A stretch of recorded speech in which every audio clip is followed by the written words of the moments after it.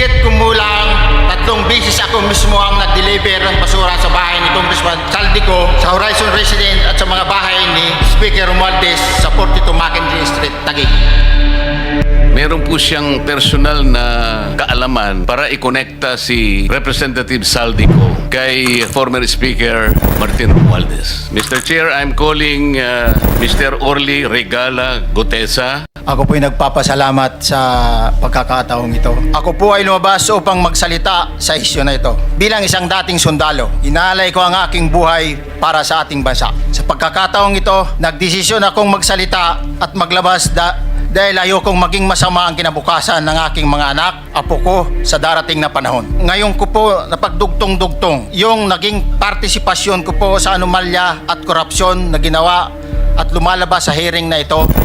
Yung palang pera na binubuhat namin at dinideliver mula sa masamang gawain na nagdulot ng baha na ikinamatay ng tao at imbes na gamitin ang pera sa edukasyon, medikal at programa na mapunta lamang pala sa bulsa ng mga politiko. Noong December 5, 2004, na-hire ako bilang security consultant sa Ako Bicol Party List or AKB kay Congressman Saldico. At nasimula ng duty ko kay Congressman Saldico. Bawat umaga, nagre-report ako sa BGC sa Horizon, sa Bonifacio Global City, kung saan nakatira si Kong Saldico. Tagabuhat lang ako ng malita ng basura. Ang ibig sabihin ng basura ay malita na may lamang pera. Ang bawat malita ay may lamang humigit kumulang 48 million pesos. Tuwing may duty detail sa basura, may pumupunta na tao na magde-deliver ng basura at nire-receive ni John Paul Estrada at Mark Tiksay, ang mga executive assistant ni Congressman Saldico, at sila ang mga detail sa mga ganyang activities. Kalimitang dinadala sa bahay ni Congressman Saldico sa Valle Verde 6 at tinatanggap naman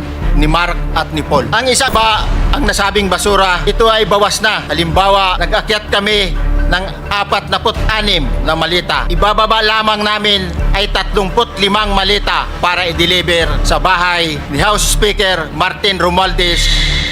Humigit kumulang 3 beses ako mismo ang nag-deliver ng basura sa bahay ni Congressman Saldico, sa Horizon Resident at sa mga bahay ni Speaker Romualdez sa 42 Mackenzie Street, Taguig. Mas maraming pagkakataon na nagde-deliver kami ng basura sa bahay ni Speaker Romualdez at sa bahay ni Congressman Saldico dahil iba-iba kaming mga nakadetailed na close-in, backup at advance party na nagkakaroon ng rotation.